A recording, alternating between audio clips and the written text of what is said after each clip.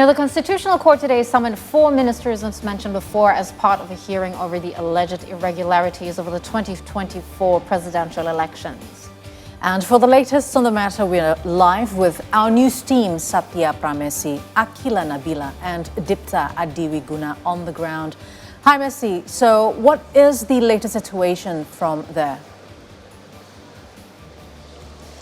Thank you. The hearings into the dispute of the presidential election results continue today.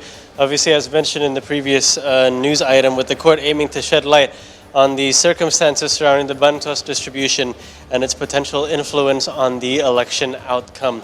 Now, you mentioned earlier as well that 4 ministers were summoned to the court, namely Finance Minister Sri Mulyani Indrawati, Social Affairs Minister Tri Risma Harini, Human Development and Culture Coordinating Minister Muhadjir Effendi, and finally Economic Affairs Coordinating Minister Erlangga Hartarto. Now, they were questioned regarding allegations of the use of social assistance or Bansos being linked to the victory of presidential candidate pair number 2, namely Prabowo Subianto and running mate Gibran Rakabuming Raka.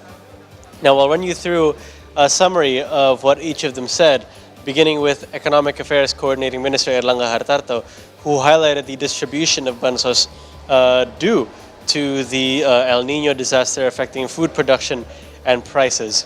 Meanwhile, Finance Minister Sri Mulyani discussed the budget allocation and utilization for the social aid or Bansos, stating that the budget was set before the election process began.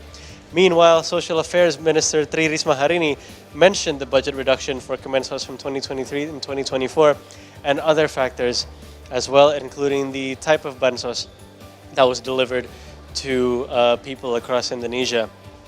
And finally, Human Development and Culture Coordinating Minister Muhadjir Effendi emphasized that Bansos programs or the social aid programs were planned before the elections and were done partly to combat poverty within the country. And here's the following comment from the Human Development and Culture Coordinating Minister Muhadjir Effendi, specifically what he said earlier this morning. Program perlindungan sosial yang antara lain dimaksudkan untuk mengurangi beban pengeluaran, peningkatan pendapatan, dan penghapusan kantong-kantong kemiskinan telah mendapatkan persetujuan DPR RI dengan alokasi anggaran perlindungan sosial tahun 2024 sebesar 496,8 triliun yang tersebar di berbagai program dan pelaksanaannya oleh kementerian lembaga sesuai dengan fungsi dan tugas masing-masing. Adapun komposisi anggaran perlindungan sosial terdiri dari berbagai macam subsidi, bantuan sosial, dan jaminan sosial. 1. Subsidi antara lain subsidi energi, yaitu BBM listrik dan LPG, subsidi pupuk, subsidi bunga kur, dan lain-lain. Yang 2, bantuan sosial, antara lain berupa program Keluarga Harapan atau PKH, program sembako atau BPNT, asistensi rehabilitasi sosial atau atensi.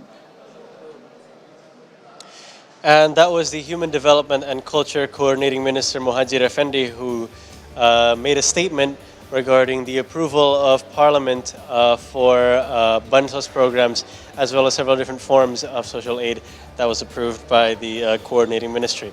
Now, the session began this morning at 8 a.m. and was adjourned for Friday prayers at around 11, and it resumed afterwards at 13 o'clock or 1 o'clock in the afternoon. But the session featuring the ministers have actually finished, with the ministers leaving the court around 30 minutes ago, and is now still ongoing and featuring the honorary board of election organizers. But we were still awaiting the completion of the session, and until then we will be waiting standby in the court for more updates. Back to you. All right, thank you so much, Satya Pramesi and our news team from the Constitutional Court. And please update us more as it is still ongoing. Thank you so much.